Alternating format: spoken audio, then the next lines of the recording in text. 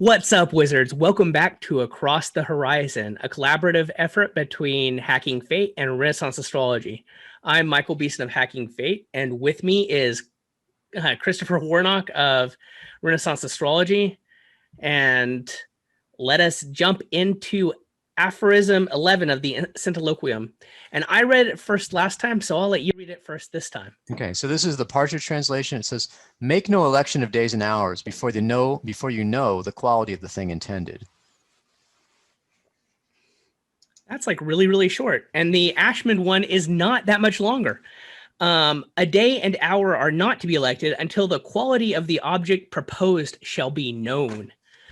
I think this one's going to be super short because this one really seems to say, know what the heck you're doing and don't try to elect until you know what you're trying to accomplish.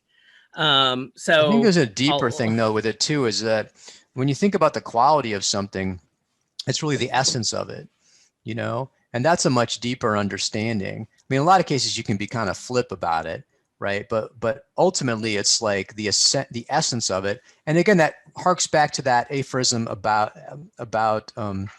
the thing in mind being similar to the thing in reality. I mean, and that's again, I think what you need to penetrate through too. You need to penetrate through to the Platonic idea of something, to the essence of it, in a deep sense. Also, you need to know, but just in a basic sense, just as you brought up, is like, what are you doing here? I mean, if you're going to be, and I know people do that at elections. I mean, I have a very sort of practical approach. So for example, a business election, business election, I'm going to look at the first house and the first ruler, right? Because that's the business and the person who's using the election. And then second house for money, and then 10th house for the marketing, right? And it's all doable. And those are all, really positive things in the election. So, I'm like, okay, that's what we're going to focus on. That's what we're going to do. And I think that limitation there is sort of necessary in elections. And if you say I'm going to elect, the customers, all of a sudden that becomes a much more complicated thing because your pairings of first and seventh are very limited. And so you just don't have much choice as far as doing that. But again, I think just one of the things about modern astrology that there's a certain vagueness about the house assignments. Like, for example, I've heard people say, because in traditional astrology, the fourth house is the father and 10th house is the mother.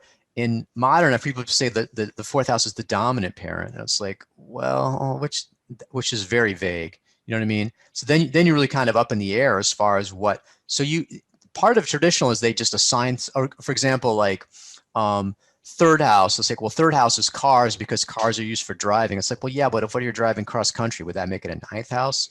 Whereas in traditional astrology, it's going to be second house because it's a movable object. And they have much more fixed, and precise assignments of houses because you want to be able to know exactly what you're doing. And it's not as, it makes sense for psychological astrology. Maybe it should be more flexible or it's more vague. But when you're talking about specific things, material things, you want to be very specific about it. So again, that's, I think, getting at this too, is to say, look, you need to have a precise assignment of things. And that's going to make sure that you're not going to be confused. You're not going to have this vagueness and you're going to have abstract thinking. You're actually able to point to this specific house as ruling the thing that you want. So I think that's true too, is there's this idea of precision and very concrete assignments that's also important in traditional astrology. Yeah, so I just want to kind of elaborate on your example of a trip in a car. So if you were wanted to do something like an election for a road trip, it would be the second house for the car itself and the ninth house for the cross-country trip. Or if you were just going to do something local in the town, it would be like the third house. I wouldn't be doing the right car, with that though. understanding? I wouldn't be doing the car, Well, it would be though. a weird. I mean, that's a the weird thing. election. To me, it's like, I mean, if I'm going to buy a car, right, then I'm going to be looking at the first house. Almost always look at the first house because the person using the election is the first. But so the first house and the seventh house for the seller, right, or who's ever getting the car to me, and then the second house for the car, right? And so that's what I'm looking at for those. For the journey, it's like, again, I don't think I'd be looking, unless I was really worried about my car. I mean, like if my car was a junker or something and I was afraid it was going to fall apart or something. But normally you wouldn't be that concerned about the means of the transportation. You'd be more focused on the trip, and So it's interesting because it's sort of like there's a standard way that this is done, and it's not crazy to look at the second house, but it's just sort of, I look at that and go, no, it doesn't really, that's not how. And the source that I typically would use for this would be Ramsey's Astrology Restored or Astrologia Restaurata, and he's got like, you know, every house with tons of information about it. So I would probably pull that out and I'd be looking at ninth house. And then he would have a lot of information, like the moon, for example. If, you know, any kind of traveling, because the moon is the fastest planet, you'd be looking at, you can, that's a natural ruler. So it's kind of arbitrary in some ways. It's a personal preference as far as what you want of the specific factors. And again, I wouldn't say that a car is crazy. I mean, if you come and tell me, oh, I need to look at the sixth house because that's the house of service, and I want to make sure that, I mean, like that, I would start being like, wait a second. I mean, that doesn't make any sense to me. So a lot of this kind of comes down to just personal preference with that. But, you know, I think that, again, what are you trying to accomplish, you know, and then also what's possible. I mean, that's the other thing about elections is you're just going to have to be limited in the houses and the factors that you look at. I mean, yeah, it'd be nice to have 50 things in the chart or even 12, but are you going to be able to find those from 9 to 5 in the next 5 days? I had someone recently ask for an election over the next 2 days.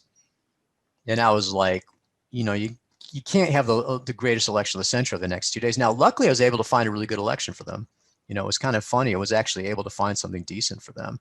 But, you know, when you're looking at a limited time frame, you're just not going to be able to get as much, you know, that's going on there. But I think that is pointing at a really important point, which is that you better know what you're doing before you do it. And I think that's exactly how you started off. So we were able to talk a lot about that short aphorism and basically come back to the point that you made originally. Absolutely. So we will see all of y'all next time. And then we will be covering, I suppose, 12. So check back in with you guys next week.